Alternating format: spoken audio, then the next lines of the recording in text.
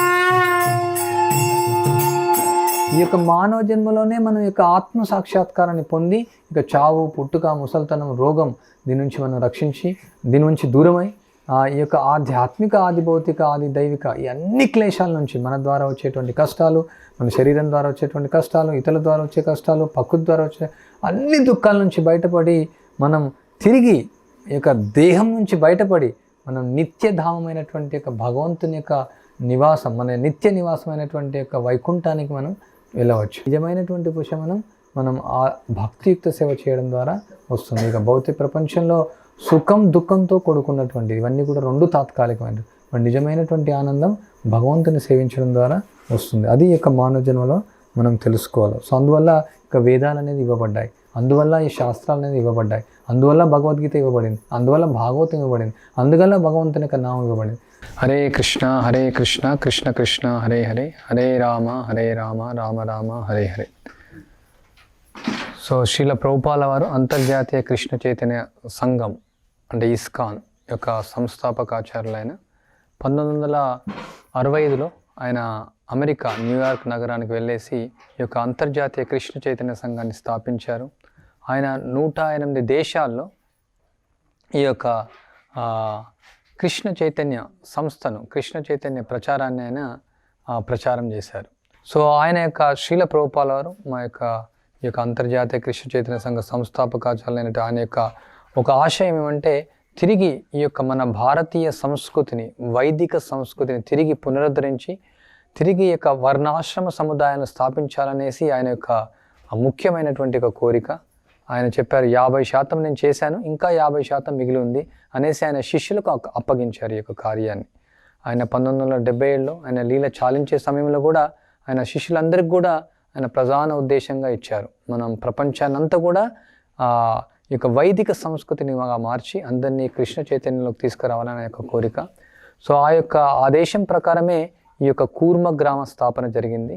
ఇలాంటి కూర్మ గ్రామ లాంటి గ్రామాలు, వైదిక గ్రామాలు ప్రతి రాష్ట్రంలో ఉన్నాయి. మనకు ఇక్కడ ఆంధ్రప్రదేశ్లో ఇక్కడ స్థాపించబడింది, తర్వాత గుజరాత్లో బరోడా దగ్గర స్థాపించబడింది, తమిళనాడులో స్థాపించబడింది, కర్ణాటకలో స్థాపించబడింది. పాశ్చాత్య దేశాల్లో కూడా అమెరికా, ఆస్ట్రేలియా, రష్యా, హంగేరీలో మనకు ఒక 800 ఎకరాలతో ఒక పెద్ద ఈ యొక్క వైదిక గ్రామం స్థాపించబడింది. ఇట్లా ఎన్నో వందలాది గ్రామాలు జరుగుతున్నాయి. కొన్ని ప్రారంభంలో ఉన్నాయి, కొన్ని జరుగుతూ ఉన్నాయి, ఇంకా కొన్ని ప్రారంభించబడతాయి. సో ముఖ్యంగా ఈ యొక్క కుర్మ గ్రామం యొక్క ఉద్దేశం ఏమంటే అన్ని యొక్క వైదిక గ్రామం యొక్క ముఖ్యమైన ఉద్దేశం సరళ జీవనం, ఉన్నత చింతనం. సో మనం ప్రకృతికి అనుగుణంగా ఈ యొక్క టెక్నాలజీతో ఏదైతే ఆధునిక రంగంలో, ఆధునిక కాలంలో ఏదైతే ఉపయోగిస్తున్నారో అన్ని రంగాల్లో, అంటే వ్యవసాయ రంగంలో ఉండొచ్చు, రాజకీయ రంగంలో ఉండొచ్చు, ఆర్థిక రంగంలో ఉండొచ్చు, అన్ని రంగాల్లో కూడా మన వైదిక విధానాన్ని తీసుకొని రావడం. సో ఇక వైదిక విధానం చాలా చాలా ముఖ్యమైనటువంటిది. ముఖ్యంగా ఏంటంటే ఇదంతా కూడా మనందరికీ ఆనందాన్ని ఇచ్చేటువంటి ఒక విధానం ఇది. సో ఆ యొక్క విధానాన్ని తిరిగి తీసుకొని అందరినీ ఆ యొక్క విధానంగా ముందుకు తీసుకొని వెళ్ళి అందరికీ మార్గదర్శకం ఇవ్వడం కోసమే ఈ కూర్మ గ్రామం, వైదిక గ్రామం లాంటి యొక్క ప్రచార స్థావరాలు ఇవి. ఇది ఒక మోడల్. ఈ యొక్క మోడల్ మనం తయారు చేసి అందరినీ కూడా మనం ఉత్తేజపరిచి అందరినీ కూడా ఈ మార్గంలో నడిపించాలని మా యొక్క ప్రభుపాల వారి యొక్క కోరిక. సో ఇక్కడ ఒక 60 ఎకరాల స్థలం, ఇక కూర్మ గ్రామం కింద 60 ఎకరాల స్థలం రిజిస్ట్రేషన్ అయ్యింది. సో ఇక్కడ ప్రస్తుతానికి ఒక 8 కుటుంబాలు, తర్వాత 10 మంది గురుకుల సభ్యులు, కొందరు బ్రహ్మచారులు, కొందరు వానప్రస్థులు వారి యొక్క జీవనం గడుపుతూ ఉన్నారు. సో ఇక్కడ విద్యుత్ శక్తి ఉండదు, కరెంట్ లేకుండా ఇక్కడ మనం జీవిస్తాం. తర్వాత ఇక్కడ గ్యాస్ వాడడం, మనం రిఫ్రిజిరేటర్ వాడడం, ఫ్యాన్ వాడడం, ఏసీ వాడడం, ఆధునికమైనటువంటి పరికరాలు ఏది కూడా వాడడం. మన తాతలు, తండ్రులు, ముత్తాతలు ఏ విధంగా జీవించారో ఆ విధంగా జీవించడం. ఈ గ్రామంలో ముఖ్యంగా మనం జీవించేటువంటి యొక్క వనరులన్నీ కూడా ప్రకృతి వనరులతో ఉపయోగించుకొని మన యొక్క ఆహారాన్ని మనం పండించుకొని మన యొక్క ఇల్లును మనమే కట్టుకొనేసి మన యొక్క జీవనం, మన యొక్క గుడ్డలు మనమే నేసుకునేసి ప్రతిదీ కూడా దానిపైన ఆధారపడడం. ఇతర వేరే విధానం, వేరే సమాజం పైన ఆధారపడాల్సినటువంటి అవసరం లేదనమాట. సో మనం పూర్వకాలంలో చూడొచ్చు, ప్రజలందరూ కూడా ఆ విధంగానే జీవించేవారు. ఆవులు, భూమి, తర్వాత వృత్తులు. ఒక గ్రామం ఉందంటే ఆ యొక్క వృత్తులు ఉంటాయి. ఆ వృత్తుల పైన సో ఇక్కడ వస్తు మార్పిడి విధానం సో ప్రస్తుతానికి కూడా ప్రారంభ దశలో ఉంది. సో ఇక భవిష్యత్తులో ఏమంటే పూర్తిగా వస్తు మార్పిడి విధానంతో ఇక్కడ వేరు వేరు వృత్తులు ఉంటాయి. ఇక్కడ ఎవరైతే గురుకులంలో శిక్షణ పొందుతున్నారో వాళ్ళకు వర్ణాశ్రమ శిక్షణ కూడా ఇవ్వబడుతుంది. వాళ్ళ యొక్క వృత్తి ధర్మాన్ని వాళ్ళు స్వీకరించి వాళ్ళ యొక్క జీవనోపాధి జరుగుతుంది అనమాట. ప్రతి ఒక్కరు కూడా 3:30కు ప్రాతకాలంలో బ్రహ్మముహూర్త సమయంలో నిద్ర మేల్కొంటారు. వాళ్ళు 3:30కు లేచిన తర్వాత వాళ్ళు బావిలు ఉంటాయి, ఇక్కడ బావిలో స్నానం చేస్తారు. స్నానం చేసిన తర్వాత ఇక్కడ 4:30 మంగళహారతి మొట్టమొదటి కార్యక్రమం అవుతుంది. భగవంతుడికి హారతి చేస్తారు, అందరూ హారతిలో పాల్గొంటారు. తర్వాత 5 గంటల నుంచి 6:30 వరకు ఇక్కడ జప మెడిటేషన్ హరే కృష్ణ మంత్రాన్ని జపిస్తారు. హరే కృష్ణ కృష్ణ కృష్ణ హరే హరే, హరే రామ రామ రామ హరే హరే. తర్వాత 6:30 వరకు ప్రభుపాల వారి యొక్క పూజ ఉంటుంది, ఆయన అంతర్జాతీయ కృష్ణ చైతన్య సంఘ సంస్థాపకాచార్యులకు. తర్వాత 7 గంటలకు ఇక్కడ ప్రసాదం ఉంటుంది. ప్రతిదీ కూడా భగవంతునికి నైవేద్యం పెట్టి మనం స్వీకరిస్తాం. సో అది కూడా కట్టెలతో ఉండబడింది, ప్రత్యేకమైన పాత్రలతో ఇక్కడ భగవంతుడు నైవేద్యం చేస్తాం. 7 గంటలకు పలహారం ఉంటుంది, ప్రసాదం అంటాం మేము అన్నీ కూడా. సో ప్రసాదం తీసుకున్న తర్వాత 7:30 అందరూ సేవలకు వెళ్ళిపోతారు. అందరూ వ్యవసాయం చేసేవాళ్ళు వ్యవసాయం, తర్వాత నిర్మాణాలు కన్స్ట్రక్షన్ చేసే కన్స్ట్రక్షన్, గురుకులం సేవలు గురుకులం, తర్వాత ప్రచారం వెళ్ళే వాళ్ళు ప్రచారం సేవకి వెళ్తారు. తర్వాత మధ్యాహ్నం మళ్ళీ అందరూ 1 గంటకు మళ్ళీ మధ్యాహ్నం ప్రసాదం ఉంటుంది. అంటే మేము భోజనాన్ని ప్రసాదం అంటాం, మధ్యాహ్నం భోజనం ప్రసాదం ఉంటుంది. ఆ తర్వాత మళ్ళీ వాళ్ళకు కొంచెం ఉపశమనం. తర్వాత మళ్ళీ 3 గంటల నుంచి మళ్ళీ 6 గంటల వరకు మళ్ళీ సేవలకు వెళ్తారు, వ్యవసాయం ఇతర సేవలకు. 6 గంటలకు మళ్ళీ మా యొక్క ఆధ్యాత్మిక కార్యక్రమాలు ఉంటాయి. 6 గంటల నుంచి మళ్ళీ ఆరతి ఉంటుంది, తర్వాత భగవద్గీత ఉపన్యాసం ఉంటుంది. ఉదయం 7 గంటల నుంచి 7:30 ఉపన్యాసం కూడా ఉంటుంది. 7:30 ప్రసాదం ఉంటుంది. తర్వాత సాయంత్రం కూడా మళ్ళీ భగవద్గీత ప్రవచనం, భాగవతం ఉదయం, భగవద్గీత సాయంత్రం, అందరూ ప్రవచనంలో హాజరవుతారు. తర్వాత 8 గంటలకు మళ్ళీ అందరూ నిద్రపోతారు. 8 నుంచి 8:30 వరకు అందరూ నిద్రిస్తారు.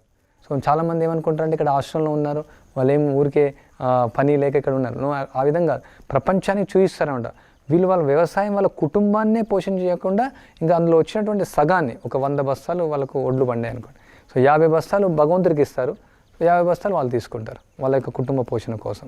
సో ఆ విధంగా వేరు వేరు వృత్తులు, కొందరు గృహస్థులు వ్యవసాయం, కొందరు గృహస్థులు గృహాల నిర్మాణం చేయడం, కొందరు గృహస్థులు వంట వండడం, కొందరు గృహస్థులు కన్స్ట్రక్షన్ చేయించడం, తర్వాత ఇతరులకు గురుకులంలో శిక్షణ ఇవ్వడం. సో వేరు వేరు సేవలు వాళ్ళు ఇక్కడే ఉండి వాళ్ళు గృహస్థులు సేవ చేస్తూ ఉంటారు.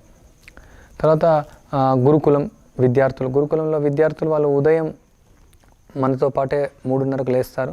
తర్వాత ఇక మందిర కార్యక్రమాలు పాల్గొంటారు. తర్వాత మార్నింగ్ ఉదయం ప్రసాదం అయిన తర్వాత వాళ్ళకు గురుకులం ఉంటుంది. 9 నుంచి 12 వరకు వాళ్ళకు క్లాసులు ఉంటాయి. తర్వాత సంస్కృతం, తెలుగు, ఆంగ్లం ఇవన్నీ వాళ్ళకు భాషలు, తర్వాత కొన్ని జనరల్ నాలెడ్జ్ వాళ్ళకి నేర్పిస్తారు. ఆ తర్వాత వాళ్ళు 12:30 నుంచి వాళ్ళు మళ్ళీ మధ్యాహ్నం లంచ్ ప్రసాదం అయిన తర్వాత సాయంత్రం అంతా కూడా సేవలు చేస్తారు. అంటే ఒక గ్రామం నడవాలంటే ఏ అవసరాలు మనం నేర్చుకోవాలి, సో అవన్నీ కూడా నేర్పిస్తారు. కొన్ని వృత్తులను ఇంకా మనం ఇంట్రడ్యూస్ చేయలేదు. సో భవిష్యత్తులో ఆ యొక్క వృత్తులన్నీ కూడా మనం ఏర్పరుస్తాం. అంటే ఇక్కడ ఉన్న వాళ్ళకే కాకుండా బయట వచ్చిన వాళ్ళందరూ కూడా శిక్షణ అనేది జరుగుతుంది. దాన్ని వర్ణాశ్రమం కాలేజ్ అంటారు దాన్ని. అంటే ఇక మనం పూర్వకాలంలో ఏదైతే వృత్తులు అనేది పోయినాయో, ఇప్పుడు నగలు చేయడం, ఇప్పుడు అన్నీ కూడా మిషన్లతో చేస్తున్నారు. ఇప్పుడు మామూలుగా ఇప్పుడు తలుపులు చేయాలన్నా ఏదైనా చేయాలన్నా, సో అన్నీ కూడా చేయితో నేర్పించడం, హస్తకళలు, 64 కళలు ఉంటాయి. సో 64 కళలు వాళ్ళకి శిక్షణ జరుగుతుంది అనమాట. అంటే వాళ్ళు ఎవరైనా వచ్చేసి ఇక్కడ ఉండేసి వాళ్ళకి నేర్పించవచ్చు. సో ఆ విధంగా గురుకుల విద్యార్థులు వాళ్ళు ఒక 3 గంటలు చదువుకుంటారు, 3-3:30 గంటలు చదువుకుంటారు, మిగతా 3 గంటలు సేవ చేస్తారు. ఆ సేవలో వాళ్ళకు శిక్షణ అవుతుంది. వాళ్ళు కొంచెం ఒక 15-16 ఏళ్ళ తర్వాత శిక్షణ అయిన తర్వాత వాళ్ళకు ఇంకా వాళ్ళ కాళ్ళపైన వాళ్ళు నిలబడగలుగుతారు. సో వాళ్ళు బయట వెళ్ళి ఉద్యోగం చేయరు, వాళ్ళు బయట వెళ్ళాల్సిన అవసరం, వాళ్ళకి సర్టిఫికేట్ కూడా ఏమి ఉండదు. సో తర్వాత వాళ్ళు వివాహం అయిన తర్వాత వాళ్ళకు కూడా ఒక ఇల్లు ఇస్తాం, వాళ్ళకు కూడా కొంచెం కావాల్సిన ల్యాండ్ ఇస్తాం, వాళ్ళకి కావాల్సిన ప్రతి ఒక్కరికి ఒక ఆవు ఇస్తాం. సో వాళ్ళ యొక్క జీవనాధారం వాళ్ళు చేసుకోవచ్చు. సో గృహస్థులంతా కూడా వాళ్ళ యొక్క సేవ పైన వాళ్ళే ఆధారపడి ఉంటారు. సో కొంచెం మనకు భూమి కోసం, తర్వాత కొన్ని నిర్మాణాల కోసం, ప్రచారం కోసం కొన్ని విరాళాలు బయట ఉన్న వాళ్ళు ఇస్తూ ఉంటారు.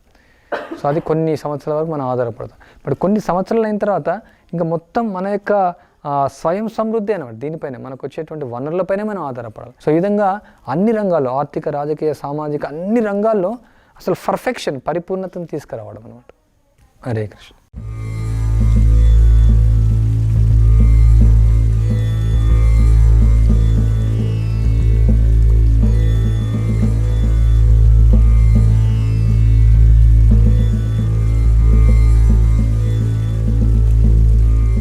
హరే కృష్ణ. ఇది మన కూర్మ గ్రామంలోని వ్యవసాయ క్షేత్రం. ఇది ఒక మొత్తం 60 ఎకరాల స్థలం. ఇక్కడ వరి, కందులు, కొర్రలు, అరికలు, ఊదలు, అండుకొర్రలు, తర్వాత అన్ని రకాలైన కూరగాయలు, సో ఇవన్నీ పండిస్తున్నాం. సో ప్రత్యేకంగా ఇక్కడ ఇవన్నీ మన ఆవులు, ఎద్దులు, ఇక్కడ 2 జతల ఎద్దులు ఉన్నాయి. సో దాంతో మనం వ్యవసాయం చేస్తాం ప్రతిరోజు. తర్వాత ఇక్కడ 3 ఆవులు ఉన్నాయి, నాటు ఆవులు. సో ఆవులతో మనం ఆవు మూత్రం, ఆవు పేడ వ్యవసాయానికి వాడతాం. ఇక్కడ గురుకులంలో ఉన్నటువంటి పిల్లలు వాళ్ళు రోజు ఆవులను మేపడానికి తీసుకొని వెళ్తారు. వాళ్ళకి ఇప్పటి నుంచే శిక్షణ తెలుస్తుంది, ఏ విధంగా పాలు తీయాలా, ఏ విధంగా ఆవులను చూసుకోవాలా, ఏ విధంగా దున్నాలా, అవన్నీ నేర్పిస్తూ ఉంటాం మనం. హరే కృష్ణ. నా పేరు తేజ శ్రీకాంత్. నేను ఆవుల్ని చూసుకుంటా, ఇంకా ఎడ్లను చూసుకుంటా. ఆవులు 3 ఆవులు ఉన్నాయి, ఎడ్లు 4 ఉన్నాయి. చిన్న దూడ ఉంది. దానిలో ఫస్ట్ పెద్ద ఎద్దు పేరు బలరామ్, ముందు ఉంది కదా. దాని తర్వాత ఒక ఆయన పక్కన ఉన్నాడు కదా, దాని పేరు బల. ఇంకా 2 ఎడ్లు ఉన్నాయి, దాని పేరు నంది, ఇంకా ధర్మ.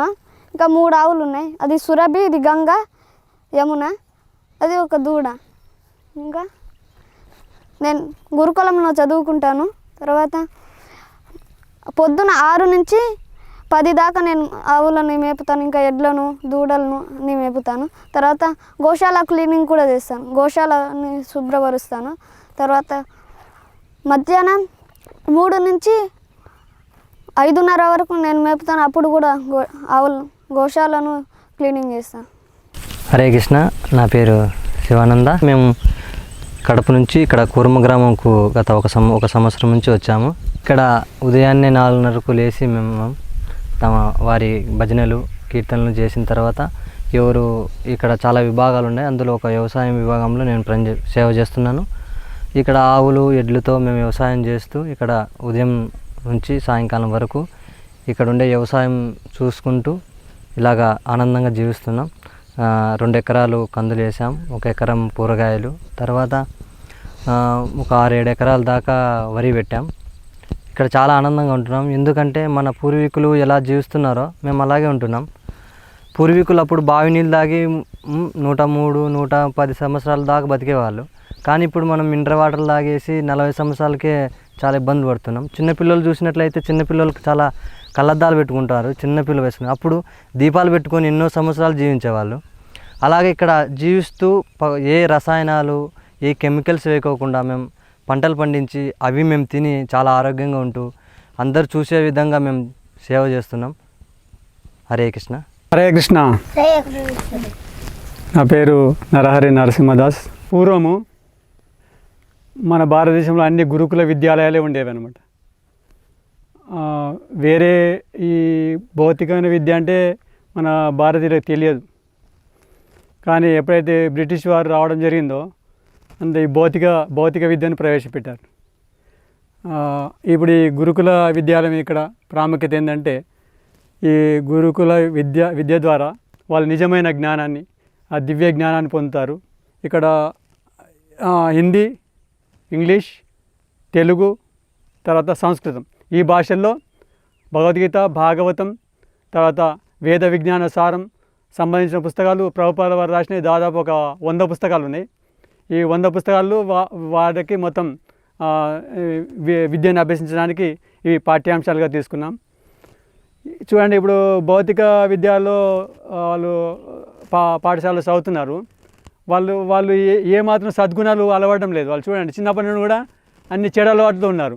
విద్య అంటే ఇతన్ని సద్గుణవంతం చేయాలి, ఒక బాధ్యతాయుతమైన పౌరునిగా తయారు చేయాలి. అతడు మొత్తం పూర్తిగా మానవ జన్మను ఏ విధంగా సార్థకం చేసుకోవాలి, ఈ మానవ జన్మ దేనికోసం ఉద్దేశించబడింది, పూర్తిగా మానవ జీవిత లక్ష్యం ఏంటి, అది తెలుసుకొని ఉండాలి. కానీ చూడండి, ఇప్పుడు ఈ బయట పాఠశాలలో ప్రభుపాదులు వారు చెప్తున్నారు, ఈ బయటలో బోధించే ఆ పాఠశాలలు కషాయశాల విద్య అనమాట. అది వాళ్ళని మొత్తం కషాయ జంతువులుగా తయారు చేస్తుంది. వాళ్ళు చిన్నప్పటి నుంచే చూడండి, దాదాపు ఒక 5-6 నెలల నుంచే మొబైల్, స్మార్ట్ ఫోన్ పట్టిస్తున్నారు వాళ్ళ పిల్లలకు. తర్వాత 2 సంవత్సరాలకే వాళ్ళకు ఏదో సీట్ రిజర్వేషన్ కొరకు ₹1,00,000 పేమెంట్ చేస్తారు.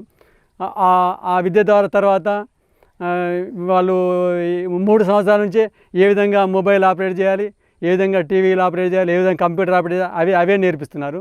భవిష్యత్తులో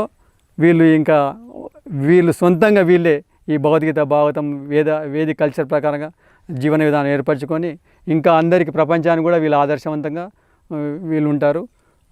మొత్తం ప్రపంచం మొత్తం కూడా ఈ ప్రభుపాదుల వారు కోరుకునేది అదే అనమాట.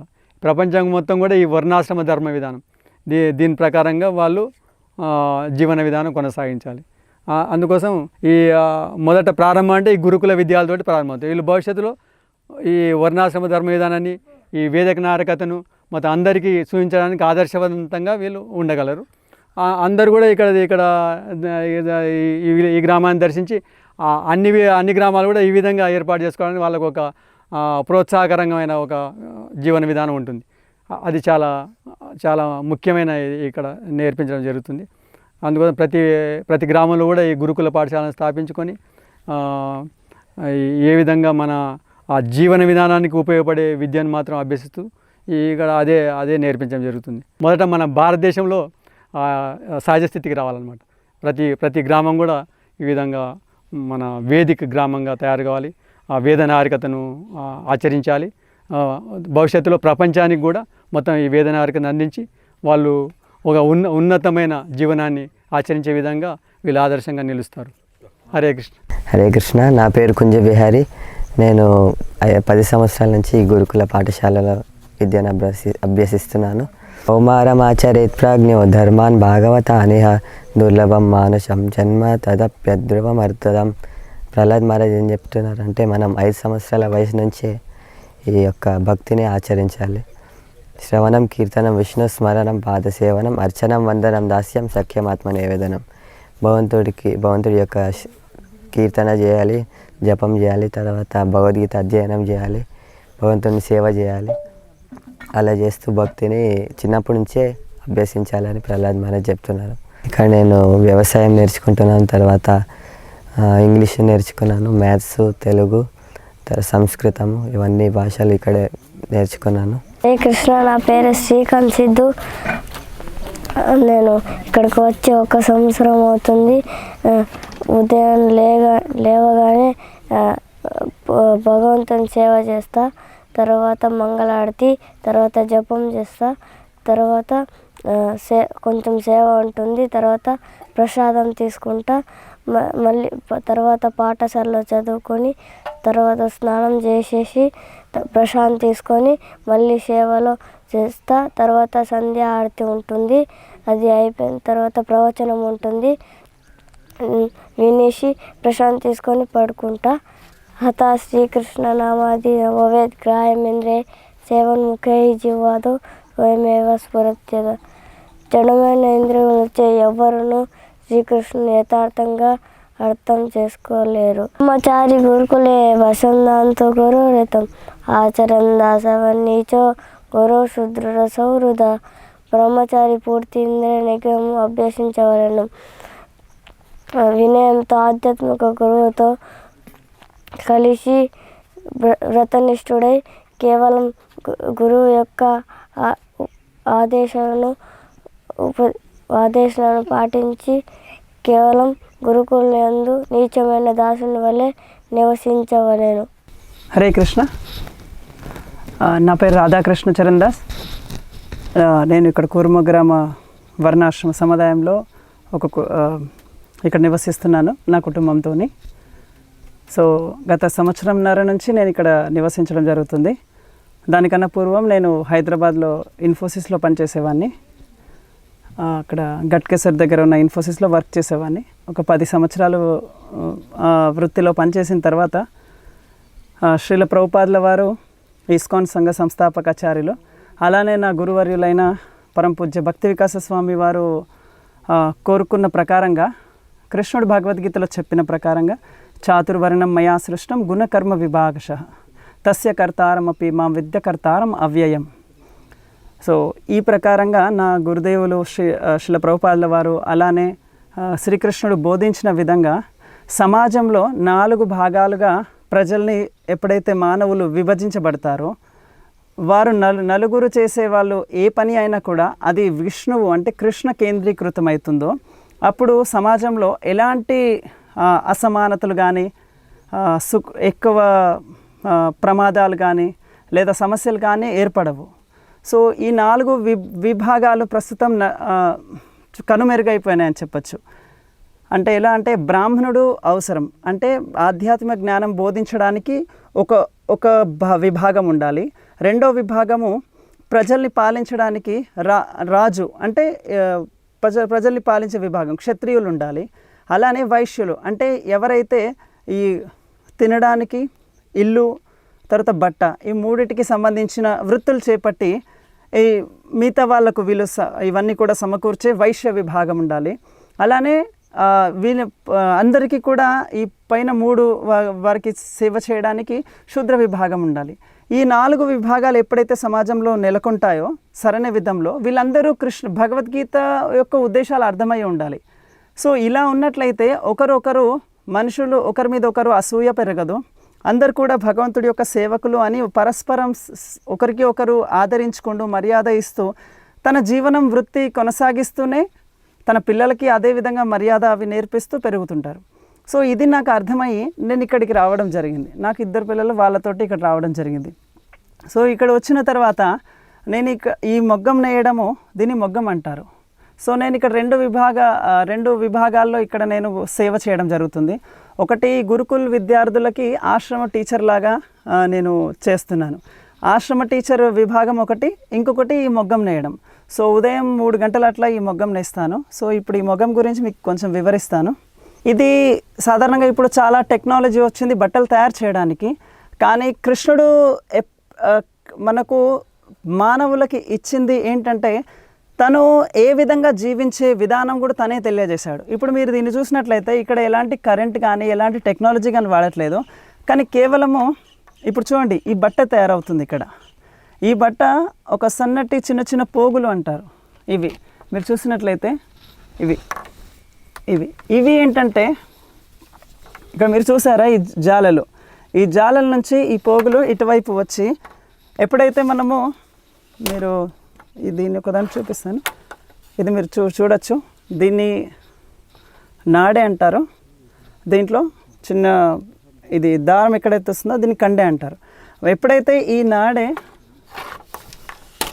కింద 2 పాదాలు ఉంటాయి కుడి ఎడం వైపు, కుడివైపు ఒకవేళ నొక్కి మనము కుడివైపు నుంచి ఈ నాడంగానే ఇటు తీసుకెళ్తే మళ్ళీ ఎడంవైపు నొక్కి మళ్ళీ కుడివైపు తీసుకెళ్తే ఏదైతే ఈ పోగులు ఉన్నాయో ఇవి బంధించబడతాయి. ఇలా పూర్తి బట్ట అనేది తయారైపోతుంది. అంటే ఈ విధంగా చాలా మన సొంతగా ఎలాంటి బయట టెక్నాలజీ ఉపయోగించకుండా ఒక చిన్న కంపెనీ బట్టలు తయారవుతుందంటే ఎన్నో కెమికల్స్ వేసి ఆ రంగులు తయారు చేస్తున్నారు. అదే కెమికల్స్ నదులలో వెళ్ళి కలిసి నదులన్నీ అంతరించిపోతున్నాయి. మనిషికి నీళ్ళు ఉండట్లేదు, బతకడానికి కష్టం అయిపోతుంది. బతకడానికి మంచి నీళ్ళే దొరకట్లేదు, ఎందుకంటే ఎన్ని రసాయనాలు వాడుతున్నారు బట్టలకి, ప్లాస్టిక్, వాటికి అన్నిటికీ కూడా భగవద్గీత ఒకటే పరిష్కారం చెప్తుంది. కృష్ణుడిచ్చిన జీవన విధానంగా జీవిస్తే ప్రకృతి ఆనందపడుతుంది, జీవుడు సంతోషంగా ఉంటాడు. సో ఇది భగవంతుడు బట్ట ఏ విధంగా తయారు చేసుకోవాలి అన్న ఇచ్చింది. ఇది స్వయంగా శ్రీకృష్ణుడే ఇచ్చాడు ఈ విధానం.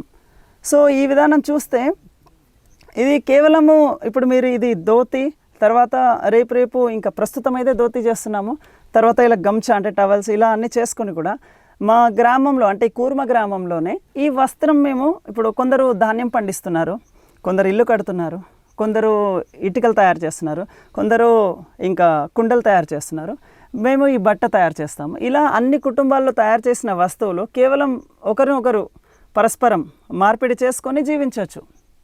సో మా పిల్లలకి 12 సంవత్సరాల వరకు కూడా వాళ్ళకు విద్యాబోధన ఏముంటుందంటే భగవద్గీత, భాగవతము. భగవద్గీత ఏం నేర్పిస్తుందంటే వాళ్ళకు ఎప్పుడు లేవాలి, ఉదయం ఎప్పుడు లేవాలి, గురువుకి ఎలా శరణాగతి పొందాలి, తల్లిదండ్రులకి ఎలా సేవ చేయాలి, తర్వాత నీవు పెద్దగైన తర్వాత నీకు ఎలా నీతి, మామూలు మనం చూస్తుంటాం నీతిగా ఉండడం, అబద్ధాలు ఆడకపోవడం. సాధారణంగా ఆ అబద్ధం అనేది ఈ ప్రస్తుతం సమాజంలో సర్వసాధారణమైపోయింది. అబద్ధాలు ఆడకుండా ఉండడం, ఇవన్నీ కూడా పిల్లలకి ఇక్కడ నేర్పిస్తున్నాము. సో మా పిల్లలు ఎప్పుడైతే 12 సంవత్సరాల వయసు దాటుతుందో వాళ్ళు నేను చేసేది ఏదైతే వృత్తి ఉందో వాళ్ళు అదే స్వీకరిస్తారు. సో ఈ విధంగా ఎంప్లాయ్మెంట్ ప్రాబ్లం పోతుంది. ఇప్పుడు మీరు పిల్లల్ని చూసారనుకోండి, ఇక్కడ 12 years కాగానే వాళ్ళ తండ్రి ఒకవేళ వ్యవసాయం చేసినట్లయితే పిల్లాడు కూడా వ్యవసాయంకి వెళ్ళిపోతాడు. కానీ అందరు కూడా ఉదయం 3 గంటలకు 3:30కి లేస్తాము, పిల్లలతో సహా అందరం 3:30కే లేస్తాము. వాళ్ళకు ఆధ్యాత్మిక శిక్షణ దొరుకుతుంది 12 సంవత్సరాల వరకు. ఆ చిన్నప్పటి నుంచి ఆ శిక్షణ దొరికినందుకు గురువుకి తల్లిదండ్రులకు శరణాగతి అంటే వాళ్ళకు వినయంతో సేవ చేయాలని నేర్పిస్తుంటాము. కాబట్టి ఓల్డ్ ఏజ్ హోమ్స్ అనేటివి ఇక్కడ ఉండవు. ఇప్పుడు మన సిటీలో పోతే ఓల్డ్ ఏజ్ హోమ్స్ ఉంటాయి. అంటే ఎలా అంటే చిన్నప్పుడు వాడిని తల్లి ఎత్తుకోవడం ఇష్టం లేకనా లేదా క్రెచ్లో వేసేస్తుంది తను ఆఫీస్కి వెళ్ళాలని. చిన్నప్పుడే 1 year ఉంటాడు, తల్లి ప్రేమ అవసరం. పాలు కూడా ఇవ్వరు, 6 నెలలకి పాలు ఇవ్వడం బంద్ చేస్తున్నారు. కానీ ఇక్కడ అలా జరగదు. 4 సంవత్సరాల వరకు తల్లి పాలు ఇస్తుంది, దగ్గర పెంచుతుంది. కాబట్టి ప్రేమ అనేది ఉంటుంది. కానీ అక్కడ ఏంటంటే ఒక చిన్న బుట్టిలో పిల్లల్ని వేసుకొని తిప్పుతూ ఉంటారు, బుట్టిలో వేసుకొని తిరుక్కుంటూ వెళ్ళిపోతుంటారు. అది ఏ స్టైల్ అనుకుంటున్నారు, ఒక బండిలో వేసుకొని తోపుకుంటారు ట్రాలీలో. కానీ ఆ పిల్లలకి ఏంటంటే తల్లికి శరీరం తగిలి ఉండాలి. అప్పుడే ఏంటంటే ఆ తల్లి నుంచి వచ్చే అనురాగం అనేది కొడుకుకు వస్తుంది. అప్పుడు తల్లిదండ్రులకి వినయంగా సేవ చేసే గుణం ఉంటుంది, లేకపోతే అటాచ్మెంట్ ఉండదు. ఇదంతా కూడా ఏంటంటే ఆధ్యాత్మికంతో సంబంధించిన భౌతికమైన విషయం అన్నమాట. సో ఇక్కడ తల్లిదండ్రులు ఎట్లా ఉంటారంటే తండ్రి వృత్తి చేస్తుంటాడు, తల్లి ఇంటి దగ్గర సేవ చేస్తుంది, పిల్లలకు గురువు శిక్షణ ఇస్తాడు. 12 సంవత్సరాల తర్వాత తండ్రియే గురువు అయ్యి తనకి ముందు దారి చూపిస్తుంటాడు. ఎప్పుడైతే తనకు 20 years రీచ్ కాగానే తనకు వివాహం జరుగుతుంది. బయట చూడండి వివాహం ఎప్పుడు చేస్తున్నారు, ఆడవాళ్ళు కూడా ఇప్పుడు 32 years అట్లా చేసుకుంటున్నారు, అబ్బాయిలు 35 yearsకి చేసుకుంటున్నారు. కానీ దానివల్ల ఏంటి అసలు యాక్చువల్గా శాస్త్రం ఏం చెప్తుందంటే స్త్రీలు ఎప్పుడైతే తను పెద్దవాళ్ళు అయిపోతారో అప్పుడు వివాహం చేయడానికి అర్హురాలు. ఆ తర్వాత తనకు వివాహం చేయకుండా ఉంటే తను మానసికంగా ఏంటంటే విచ్చలవిడి అయిపోతుంటుంది. దానివల్ల ఏంటంటే సమాజంలో అనవసరమైన కార్యకలాపాలు జరుగుతాయి. పురుషుడు ఆ విధంగా ఏంటంటే ఎక్కువ తప్పుదారిలో పడే అవసరం ఉంటుంది. అందుకే పురుషుడు ఏంటంటే గురువు దగ్గర శిక్షణలో ఉండాలి, స్త్రీ తల్లి శిక్షణలో ఉండాలి. ఇద్దరు ఈ విధంగా పెరిగిన తర్వాత వివాహం చేసుకుంటే ఆధ్యాత్మికంగా, మానసికంగా, శారీరకంగా చాలా కరెక్ట్గా ఉంటారు. అప్పుడు సమాజంలో ఎలాంటి ప్రాబ్లమ్స్ ఉండవు. జాబ్ చేసి వచ్చాను, భౌతికమైన పని చేసి వచ్చాను, నాకు ఈ ఆధ్యాత్మిక గురించి తెలియదు. కానీ వైదిక మ్యాథమెటిక్స్ ఇవన్నీ నేర్చుకొని వీళ్ళకి నేర్పిద్దామని చూస్తున్నాం. సో ఈ విధంగా తొందరలో ఈ గ్రామం అనేది పెరగాలి. సమాజంలో ప్రపంచానికి ఇది ఒక ఆదర్శం నిలవాలి. కానీ మొదట ఇక్కడ ఉన్న పిల్లలకు మాత్రం ఇది బెనిఫిట్ అవుతుంది అని అనుకుంటున్నాం అన్నమాట. హరే కృష్ణ. సో ఈ యొక్క స్థలంలో అన్నీ కూడా గృహస్థుల కోసం గృహ నిర్మాణాలు జరుగుతూ ఉన్నాయి. ఆ పక్క ఒక 8 గుడిసెలు నిర్మించాం. ఇప్పుడు 8 కుటుంబాలు అక్కడ నివసిస్తున్నారు. ఇంకొక 8 గృహాలు ఇక్కడ నిర్మించబడుతూ ఉన్నాయి. ఈ యొక్క గృహాల యొక్క ప్రత్యేకత ఏమంటే ఇందులో సిమెంట్ కానీ ఐరన్ కానీ వాడకుండా కేవలం మట్టితో ప్రకృతి ద్వారా లభించే వనరులతో మనం నిర్మిస్తున్నాం. అది మన యొక్క ఇల్లును మనమే నిర్మించుకుంటాం. కొన్నిసార్లు బయట వాలంటీర్స్ మనకు సహాయం చేస్తూ ఉంటారు. సో ఇక్కడ దొరికేటువంటి మట్టి దాంతో ఇటుకలు చేసేసి తర్వాత దాంతో ఇక్కడ ఉన్నటువంటి మట్టిని ఉపయోగించేసి ఇక్కడ ఉన్నటువంటి గడ్డిని ఉపయోగించి తర్వాత పెంకులు మనం ఉచితంగా తీసుకొని వచ్చి ఇక్కడ ఊళ్ళల్లో అవి వాడేసి మనం ఇక్కడ ఉన్నటువంటి యొక్క కలప వాడి మొత్తం ఈ యొక్క గృహాలు నిర్మిస్తున్నాం. ప్రత్యేకంగా ఈ యొక్క గృహాల యొక్క ప్రత్యేకత ఏమంటే ఇక్కడ మనం విద్యుత్ శక్తి వాడడం, ఫ్యాన్, ఏసీ ఉండదు. కానీ ఈ యొక్క గృహాలు మట్టితో నిర్మించాయి కాబట్టి సహజంగానే అక్కడ వాతావరణానికి తగ్గట్టుగా చలికాలంలో లోపల వేడిగా ఉంటుంది, ఎండాకాలంలో లోపల చలిగా ఉంటుంది. 8 degrees నుంచి 10 degrees వరకు ఇన్సులేషన్ ఉంటుంది ఒక ఇళ్ళల్లో. సో ఆ విధంగా ఆ యొక్క ఇల్లు వాతావరణానికి అనుగుణంగా ఉండడం ద్వారా మనకు విద్యుత్ శక్తి అవసరం లేదు. తర్వాత సూర్యుడు కూడా ప్రకాశించడం అన్ని విధాలుగా ఈ యొక్క ఇల్లు చుట్టూ మొత్తం ఇక్కడ బాల్కనీ ఉంటుంది, చుట్టూ గాలి వస్తుంది, చుట్టూ వెలుతురు వస్తుంది. సో ఆ విధంగా చాలా నివసించడానికి చాలా అనుగుణంగా ఆహ్లాదకరంగా ఉంటుంది ఇళ్ళల్లో. హరే కృష్ణ. అండ్ ప్రతి ఇంటికి కూడా ఒక బావి ఉంటుంది, ప్రతి ఇంటికి కూడా ఒక ఆవు ఇస్తాం, ప్రతి ఒక్కరికి ఒక 2 ఎకరాల భూమి ఇస్తాం. సో ఆ విధంగా వాళ్ళ ఇంటి ముందు కూరగాయలు పండించుకోవచ్చు, ఇంటి వెనుక కూరగాయలు పండించుకోవచ్చు, ఆవులను పక్కకు కట్టుకోవచ్చు. తర్వాత వాళ్ళ ఇంటికి వ్యవసాయం నుంచి వచ్చినటువంటి ధాన్యాన్ని కూడా వాళ్ళు అక్కడ ఉత్పత్తి అయిన ధాన్యాన్ని నిల్వ ఉంచుకోవడానికి రూమ్లు. సో ఇక్కడ చుట్టూ ప్రాంగణం ఉంటుంది, కిచెన్, అన్ని రకాలుగా సదుపాయాలు కల్పించినటువంటి ప్రతి ఒక్క కుటుంబానికి ఒకటి మనం గృహాన్ని కేటాయిస్తాం. హరే కృష్ణ. హరే కృష్ణ. సో ఇక్కడ ఇది వంటశాల, రాధామాధుల యొక్క వంటశాల. ఈ ఆశ్రమంలో ఉన్నటువంటి అందరు భక్తులు కూడా ఇక్కడ వండినటువంటి పదార్థాలు కృష్ణుడు నైవేద్యం చేసిన తర్వాత సో అందరూ తీసుకుంటారు. సో ప్రత్యేకమైన ఈ యొక్క వంటశాల యొక్క ప్రత్యేకత ఏమంటే ఇక్కడ అంతా కూడా కర్రతో మాత్రమే వండుతాం. ఇక్కడ గ్యాస్ ఉపయోగించారు, ఇట్లాంటి అధునాతన విధానాలు ఉపయోగించారు. కేవలం వంట కలప, మామూలుగా గురుకులం విద్యార్థులు ఇక్కడ ఉన్నటువంటి కర్రను తీసుకొని వచ్చేసి ఆ కర్రను ఉపయోగిస్తాం. తర్వాత ఈ యొక్క పాత్రలు కూడా ఒక ప్రత్యేకమైనటువంటివి. ఇది పంచలోహాలతో చేసినటువంటి పాత్రలు. ఇవి కేరళలో తయారవుతాయి. ప్రత్యేకంగా బెల్ మెటల్ కంచు ఎక్కువగా ఉంటుంది. తర్వాత ఇత్తడి, తర్వాత రాగి, మిగతా లోహాలు కూడా కొంచెం తక్కువ పరిమాణంలో కలుపుతారు. సో ఈ యొక్క పాత్రల యొక్క ప్రత్యేకత అంటే దీనిలో ఎంతో పోషక విలువలు కూడా దీనిలోంచి మనకు వస్తాయి. మామూలు ఆధునిక కాలంలో చాలా అల్యూమినియం పాత్రలు చాలా ఫ్యాషన్గా మారిపోయినాయి. ఆ అల్యూమినియం పాత్రలు వేడైనప్పుడు దానిలోంచి ఉన్నటువంటి యొక్క పదార్థం ఆ ఆహారంలోకి వస్తుంది. అది మన యొక్క శరీరంలోకి వెళ్ళేసి అదొక కార్సానిక్ క్యాన్సర్కు ఒక కారణం అవుతుంది. అందువల్ల అల్యూమినియం పాత్ర పూర్తిగా నిషేధం. అదొక విషం లాంటిది యాక్చువల్గా అల్యూమినియం పాత్రలు. తర్వాత స్టీల్ కూడా అంత క్వాలిటీ కాదు. ఇంకా కావాలంటే మనం ఇత్తడి పాత్రలు వాడుకోవచ్చు. ఇత్తడి పాత్రల లోపల దానిలో మనం లెడ్ దానికి చేసుకొని వాడుకోవచ్చు. బట్ దీనికి ఎట్లాంటి కోటింగ్ అవసరం ఉండదు. సో ఇది ఒకసారి పాత్ర వేడి అయిందంటే ఒక 15 నిమిషాలు పడుతుంది. ఒకసారి వేడి అయిందంటే చాలా త్వరగా కుకింగ్ అవుతుంది. అంటే ఉదాహరణకు ఒక గంట సేపు అన్నం మనం వండితే మామూలు పాత్రలో ఇది ఒక 20 నిమిషాల్లో అయిపోతుంది మనకు. అంటే 1/3 టైం సేవ్ అవుతుంది. వుడ్ కూడా చాలా సేవ్ అవుతుంది. ప్రత్యేకంగా ఈ చూలా యొక్క స్పెషాలిటీ ఏమంటే మనం వుడ్ పెట్టినటువంటిది ఇక్కడ పైపు నుంచి గాలి తీసుకుంటుంది అనమాట. కాబట్టి ఆ పొగ అంతా కూడా పైకి వెళ్ళిపోతుంది. బయట పొగ కూడా ఏమి ఉండదు. మామూలుగా మనం గ్యాస్ స్టవ్లో అలవాటు ఉన్న వాళ్ళు కొంచెం పొగ కష్టపడతారు. కానీ ఇక్కడ వండేటప్పుడు కూడా ఇట్లాంటి పొగ అనేది రాదు. ఆ ఫైర్ కూడా లోపల చాలా సేవ్ అవుతుంది. ఇక్కడ లోపల వాడిన ఫైర్ బ్రిక్స్ అనమాట.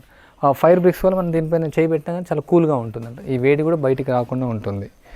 తర్వాత ఈ యొక్క పాత్రను మనం ఇంకా ఇది ఒక 140 కిలోల వరకు ఉంటుంది వెయిట్. తీయాల్సినటువంటి అవసరం ఉండదు. ఒక ఐటెం మనం వండిన తర్వాత దాన్ని మళ్ళీ వేడి నీళ్ళతో శుభ్రం చేసేసి మళ్ళీ వేరే ఐటెం దీనిలో వండుకోవచ్చు. మళ్ళీ అది శుభ్రం చేసి వేరే ఐటెం వండుకోవచ్చు. ఇది ఎప్పుడు ఈ పాత్ర ఇలాగానే ఉంటుంది.